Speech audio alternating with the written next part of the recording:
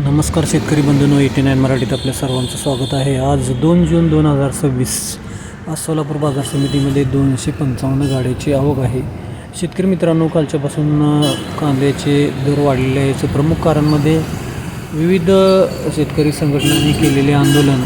त्यामुळं केंद्र सरकारनं गेल्या वर्षीच 20% कांद्याचं शुल्क राहिलेलं जरी हटवलं असलं तरी जे छुपे शुल्क होते ते सुद्धा पूर्णपणे हटवल्यामुळं सध्या खाडी देशामध्ये, आखाती देशामध्ये निर्यात चालू आहे. त्यामुळं सध्या कांद्याचे दर वाढलेले दिसत आहेत. आज सोलापूर बाजार समितीमध्ये टॉप 1 कांदा 2100 ते 3000 रुपये असा विकला गेलेला आहे.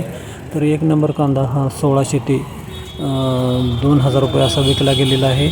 तर 2 नंबर कांदा हा 1200 ते 1500 रुपये असा विकला जात आहे. तर 3 नंबर गोल्टागुल्टी 100 रुपयापासून ते 1000 रुपयेपर्यंत विकत आहे.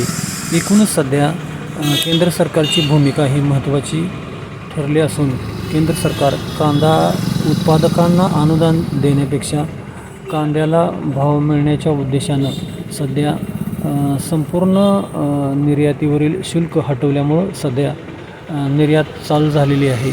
त्यामुळं आगामी काळामध्ये नक्कीच कांद्याचे दर वाढलेले पाहायला मिळतील. आज सोलापूर बाजार समितीमध्ये 3000 रुपये हा हायेस्ट दर होता. नमस्कार.